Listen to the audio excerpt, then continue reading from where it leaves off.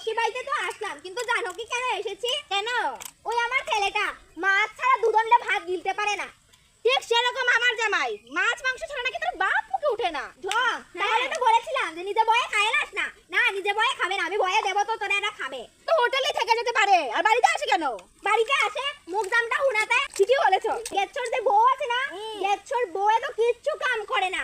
ওর জামাইয়ের রান্দে বারে গড় আর গারো মারো দিয়ে তারপরে গিয়ে ওকে খাবাইয়াও দেয়। কিন্তু মাছটা এখন একটু ধরলই না। আমারটা তো তোমার চিৎকারেই মাছ উঠছে না, এত সময় ধরে তো চিৎকার করে লয়। আরে তোমরা জানো না মাছ ধরতে গেলে আস্তে আস্তে কথা বলতে হয়। এরকম তুমি এরকম আস্তে আস্তে কথা বলতে হয়। আমি তো আস্তে আস্তে কথা বলছি, তোমরাই তো জোরে জোরে কথা বলছো। ওরে বাবা রে, ইলশা মাছ ধরছি রে।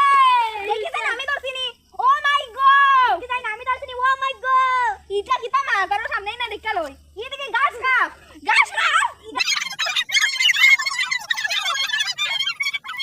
ধরছি না। আমার জামাই যে খুশি গো মাছ দেখে, ইলশা দেখে। ও মাই গড, এই সুন্দর গো। যাই মাছ ধরো তোমার হইছে তখন সান হইলাই। ওই সান হইলাই। ও বাবে যেতে গুরু, আস্তে গুরু, যেতে গুরু গো। ও বাবে যেতে গুরু, আস্তে গুরু, গুরু আমার সাগরে চলো গুরু যাই দুজনে পারে।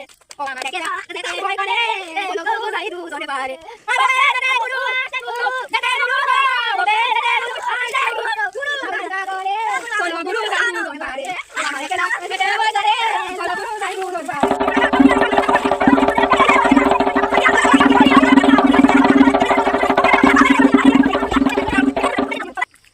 মাছ হয়ে গেল এ। মনে মনে আরো মাছ নাই গো, মাছ গেছে গা।